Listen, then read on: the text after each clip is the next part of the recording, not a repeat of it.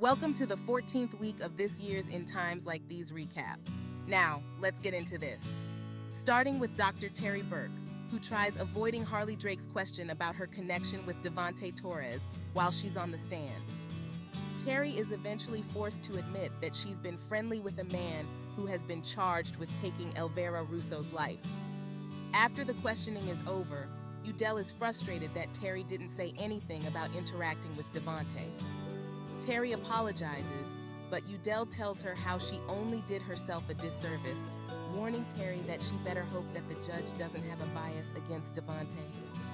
Finnegan Burke applauds his lawyer and lover Harley for her work in the courtroom, expressing his desire to kiss her. Since neither of them see anyone around, that's exactly what they decide to do, unaware that Terry saw them. When Gianni Russo arrives at his family estate, his wife Heidi notices that he's in a bad mood. Then he informs her that he and Quinlan Franklin are no longer together, which she's relieved to hear about. Despite that, Gianni still wants a divorce. Just as she expresses that she understands how much she hurt Gianni, he snaps at her, claiming that she doesn't know, revealing that he ran Finnegan over back in the day. Shocked, Heidi tells Gianni that she won't press charges against him because she loves him. Isidore Russo meets with Isabel Torres in the guest room, surprised she's still staying at the estate after the way Alan spoke to her. Isabel explains that she's only staying for her daughter Ulisa's sake. She adds that even though Alan was disrespectful, she admits how right he was about Devontae, and that she has been horrible to the family when they've shown kindness, despite the circumstances.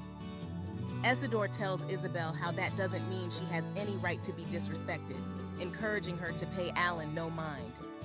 Isabel wishes that she could, since it seems like Alan is bent on destroying Theodosius's palace. This causes Isidore to tell Isabel that he promises to buy Theodosius's palace for her, but Isabel doesn't buy Isidore's offer at first, but he eventually convinces her that he's being genuine. Shocked to see Devontae Torres on the ground after being shot by J.J. Dorval, Shelley pleads with her son to put the gun down. After hearing the shot, Vanessa and her grandfather Raymond rush outside to see the disturbing scene. Shelley is able to convince her son to hand the gun over to her. Once that happens, Jeremiah arrives, disturbed by what occurred when he left and troubled by what he heard. He proceeds to check if Devontae has a pulse, while Raymond calls 911. Jeremiah is able to find a pulse, then the ambulance arrives. Shelley asks her husband what their next move should be. Quinlan is in her apartment as Ben calls her, asking him if he decided to help her expose Adaku. Ben answers that he has decided to help. Relieved, she thanks Ben for agreeing to do so, then informs him that she and Gianni are no longer together. Ben claims that he doesn't care, but Quinlan felt like he should know. He replies that he would have found out eventually, reminding Quinlan that it doesn't erase the fact that she had an affair with his father. Quinlan agrees with Ben, assuring him that she'll never be with Gianni again, once again apologizing for the pain it caused. Ben tells Quinlan to keep her apologies, then ends the call. Isidore gathers Lorenzo, Clarice, Heidi, Gianni, and Alan together at the estate, explaining that Isabel and Ulisa had to rush out because Devontae was shot. Lorenzo hopes that Devontae pulls through so that he can face justice, but Clarice expresses how she doesn't want Devontae to make it through. This causes the family to be at odds, since they argue about whether Devontae should live or not. Isabel and Ulisa meet Pacho and Nichelle at the hospital, asking them if they heard any news about Devontae's condition. Pacho and Nichelle express that they haven't heard anything. Then Nichelle expresses concern about Devontae not being able to make it. Doing her best to comfort her daughter, Isabel tells Nichelle that Devontae isn't one to give up on life so easily. Ulisa offers to pray for Devontae, but Nichelle isn't having it. She goes on to blame God for the mess they're in at the moment, questioning if he will even care about their situation. Pacho feels like the best thing to do is get in touch with Devontae's lawyer, expressing how he needs to figure out what Devontae planned in case something happened to him. This angers Nichelle, wondering if her brother doesn't want their father to make it. Pacho replies that no matter what any of them wants, it won't stop them from dealing with something that's out of their hands, feeling like they need to be prepared, trying to keep the siblings from fighting even more. Isabel points out how neither of them explained who shot Devante to begin with. Nichelle is certain that JJ shot Devante after the way he acted while they were at school. As for Yulisa, she feels like if JJ did shoot Devante, then it was only because Devante was a danger to the family. Hearing this infuriates Nichelle. Then Isabel asks Pacho to stay with Yulisa. Once the siblings are alone, Yulisa asks her older brother if he does hope that their father pulls through, or if he sees this as a perfect opportunity to take Theodosius's palace. Instead of answering Yulisa's question, Pacho asks his younger sister if she needs a snack. When Yulisa replies with sure, she prays for God to have mercy on her father and spare his life. Finnegan arrives at the Dorval estate, asking Jeremiah and Shelley what happened. When the couple express that they won't answer without their lawyer present, Finnegan tells them how it looks like this is a case of standing their ground with an intruder, telling them how it's best to get it over with. Udell arrives, apologizing for being late. Once Udell arrives at the estate, Finnegan comments about seeing more of him than he would have liked. Udell reminds Finnegan that he was called for a different circumstance, advising Finnegan to ask his questions and get this done quickly. Just as Finnegan asks Jeremiah and Shelley what happened, she explains how Devante came, refused to leave, and that she pulled a gun out on him. Upon hearing this, Finnegan asks Shelley if she shot him. Once she answers that she didn't, he asks who. Reluctantly, Shelley reveals that JJ shot him. When Finnegan asks if he can speak with JJ, Jeremiah and Shelley explain that he's shaken up. Udell adds that JJ is a schizophrenic teen on top of that, so Jeremiah and Shelley's accounts are all that he needs. Finnegan decides to leave it alone, then walks off. Jeremiah and Shelley appreciate Udell coming, especially knowing that there's a special connection. Udell tells the Dorvals that Devante took enough and won't stand to see him take more. When Udell leaves, Shelley questions what they'll do if JJ doesn't make it. Jeremiah tells his wife how he's not sure, but they'll trust in God to guide the way. At Confidence Designs, Owen enters Wanda's office, asking her how she feels about Devante being in the hospital after being shot, wondering if she wants Devante to pull through. Wanda states how the world would be a better place without Devante in it, feeling like the world would have been a better place if Elvira was still alive. She goes on to express how much she misses her late friend. Noticing how emotional she is, Owen pulls Wanda in a hug, then Udell walks in, questioning what's going on. Wanda tells Udell that Owen came in to check up on her. Udell supposedly thanks Owen for being a good friend to Wanda, asking him to have time with his wife. As soon as Owen leaves, Udell tells Wanda that she should keep her distance from Owen. Confused, Wanda asks if he's making this suggestion just because of the hug.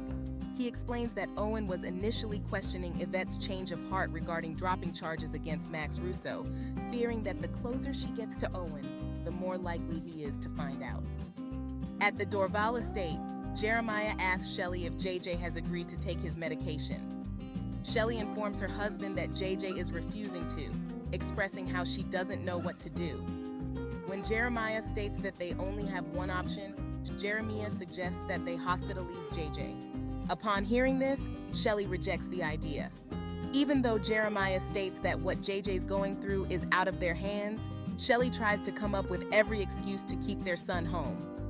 Eventually, she agrees to Jeremiah's suggestion, then informs JJ that he'll be going away for a short time. This is when the mental health professionals arrive and forcibly take JJ away, breaking both Jeremiah and Shelley's hearts. Isidore enters Isabel's room, asking her how she's dealing with Devante's condition. Isabel tells Isidore that since Devante is in a coma at the moment, she's just awaiting for news on him waking up, wondering if he will wake up. Isidore asks Isabel if she wants Devante to wake up. Isabel states how it's her children that she's worried about, expressing how the father they still love is fighting for his life, feeling guilty that she hopes that he doesn't pull through, feeling that it's what he deserves after all that he's taken away. Isidore tells Isabel that she doesn't have to feel guilty at all, pointing out that even though Devante is the father of her children, it doesn't make him any less of a monster. she states that she fears that Devante losing his life will only tear her family apart. He goes on to tell Isabel not to underestimate herself, feeling like she's more than capable of keeping the family together. Not only does Isabel express concern about her family being torn apart, but she worries about what Devante's passing would mean for Theodosius's palace. Once again, Isidore reminds Isabel that he'll do whatever he can to help her and her family keep the hotel. Isabel thanks Isidore for that, even expressing how she's thankful that he's not boasting about Devante's downfall, especially after what he did to Elvira. Isidore tells Isabel that he would never wish ill on Devante if it would cause her any pain. The two stare into one another's eyes and end up making love. Quinlan calls Pacho, asking if there's any news on Devante. Pacho tells her that he hasn't heard anything new yet, wondering what she needed to share with him.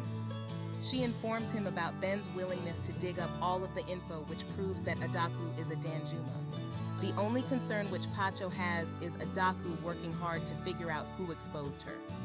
As for Quinlan, she's not concerned about Adaku looking at their direction.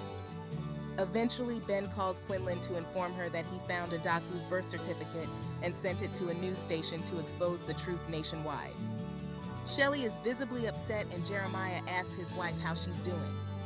Angered, she tells Jeremiah to guess how she's doing after seeing their son being dragged out of their home.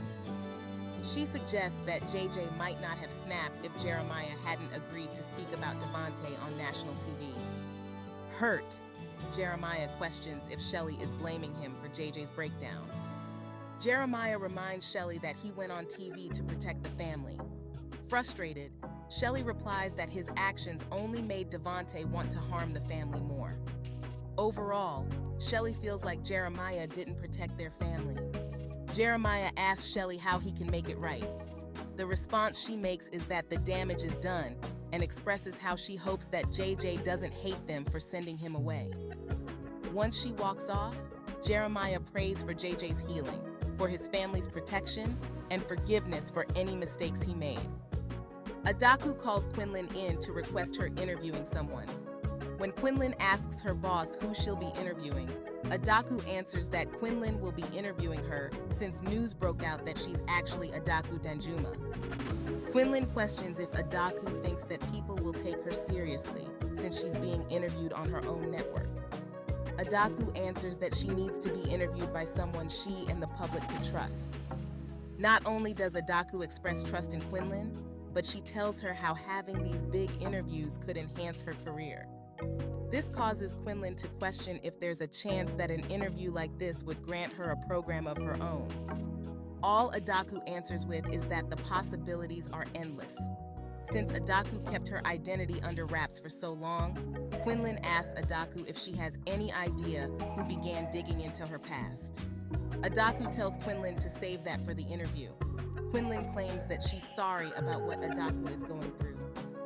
Adaku expresses that she'll be okay, stating that whoever couldn't keep their nose out of her business will face what's coming to them. As soon as Quinlan asks Adaku what she's going to do, Adaku asks Quinlan to let her be alone. At Russo Jewelers, Alan asks his father why he's late.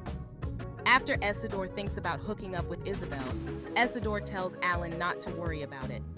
Since Isidore has arrived, Alan tells his father that since Devante is in a coma, it gives them the perfect opportunity to strike. Before Isidore tells his son that he doesn't want to hear it, Alan tells his father that they can make a statement about Devante breaking into the Dorval estate, explaining how he ended up in the hospital in the first place. Annoyed, Isidore tells Alan to drop it, which only confuses Alan. Isidore asks Alan how he thinks Isabel will feel, knowing that Alan is doing something like this publicly. The reply which Alan gives is that he doesn't care about Isabel's feelings. Isidore proceeds to ask Alan if he cares about how Ulissa will be affected by this. Alan goes on to state how this isn't personal, but business, which he points out is something that Isidore taught him, adding that he also taught him to destroy their enemies are on their knees, questioning if he's gone soft on Isabel, reminding his father that he promised he wouldn't. Before Isidore has a chance to answer, Vivian shows up, asking if everything is okay. Isidore tells his secret half-sister that everything is okay, but Alan tells Vivian that he and his father are having business differences, then walks off. Vivian asks Isidore if he'd like her to speak with Alan. Isidore feels like Vivian would only be wasting her time, but won't stop her. Outside of Isidore's office, Vivian asks Alan if he'd like to talk about what's upsetting.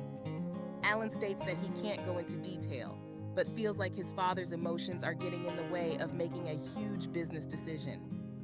Vivian tells her nephew that if he feels that way, then he should do what's best for business.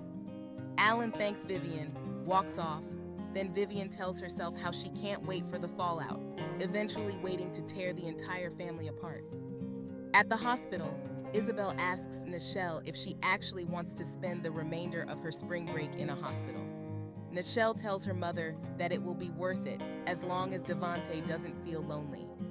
Isabel requests time alone with Devante, which Nichelle grants. Alone with her husband, Isabel unleashes all of her bent-up anger, telling Devante that her love for him wasn't real, especially since he hid who he truly was from her. Even though Isabel feels like she wasted years with him, she's grateful for the 3 children he gave her. This causes her to express how sorrowful she feels about not being able to have the child with the only man she ever loved, reminding Devante about the one-night stand she had with Isidore, but informs him about getting pregnant by Isidore and terminating the pregnancy to save their marriage, which wasn't worth saving. She goes on about how Isidore is a much better man and lover than he ever could be. Since she robbed herself of knowing the child she would have had with Isidore, Isabel wishes Devante would burn in hell.